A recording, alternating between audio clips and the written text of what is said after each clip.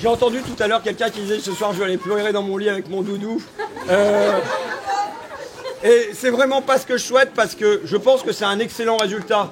Qui aurait dit qu'au départ, notre gauche allait être à 19,5%, et ce soir on peut dire nous sommes la gauche. La gauche c'est pas Hamon qui est complètement enfoncé, c'est évidemment pas Macron et ce soir nous sommes la gauche. Donc c'est ma fille qui vient constamment me saluer quand je fais un discours. Donc je pense que c'est une bonne nouvelle. On peut parler quasiment d'égal à égal avec le Front National, quand même à 2 points de différence.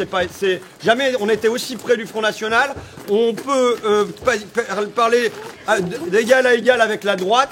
Et puis avec Macron, cet animal un peu étrange qu'on ne sait pas ce que c'est. On peut même toiser d'un peu haut le Parti Socialiste, mais pas de péché d'orgueil. Gardons-nous du péché d'orgueil à l'égard du Parti Socialiste. Mais voilà. Donc ce résultat-là, il peut être soit on le prend en négatif et on se met à pleurer, on se replie sur nous-mêmes, on dit c'est triste parce qu'on n'a pas gagné et évidemment on aurait préféré voir la gueule de Mélenchon au deuxième tour et à ce moment-là ça nous casse les pattes, soit ça doit être pris pour autre chose, ça doit être pris comme un tremplin. Mélenchon n'a cessé de dire pendant la campagne, je fais ma part de travail, faites la vôtre. À partir du score qui a été réalisé là, il y a largement quoi faire à notre tour, notre part du travail pour, là, je pense, gagner un certain nombre de sièges aux législatives. Et on peut pas, si jamais on y va de manière unie à gauche, non seulement on a le moyen de passer quelques bonhommes, mais vraisemblablement d'avoir un gros groupe parlementaire. Parce que là, si on est à 19,5 en moyenne, ça veut dire qu'il y a des endroits, Mélenchon il est premier, il y a des endroits, Mélenchon il est deuxième,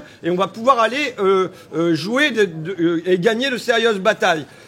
Mais pour ça, il faut qu'on en soit vraiment convaincu dès ce soir. Ce résultat, 19,5%, est un excellent résultat, parce que quand nous aurait dit au début qu'on aurait été à 12, 13, 14, 15, à 15%, on aurait pris. On est à 19,5%.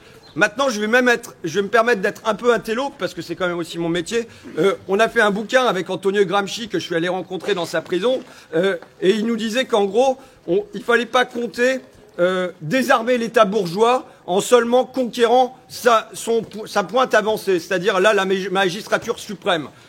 Penser qu'on peut obtenir l'Élysée et changer la France en n'ayant pas d'abord conquis un certain nombre de bastions, de mon point de vue, c'est pas possible. Donc ça veut dire que si on veut non seulement prendre le pouvoir à l'Élysée, mais ensuite avoir les forces qui permettent de transformer le pays, de le diriger, ça veut dire qu'avant ça, il y a un certain nombre de bastions qui sont à prendre. Et je ne parle pas que des législatives, mais il y a des journaux à reconstruire, il y a des médias, enfin il y a tout un appareil à construire en dehors de la seule conquête à l'élection présidentielle. Mais je le redis, pour moi, ce résultat, 19,5%, j'aurais signé il y a encore une semaine. Enfin, je trouve que c'est un excellent résultat. À nous de l'utiliser comme un tremplin pour gagner demain.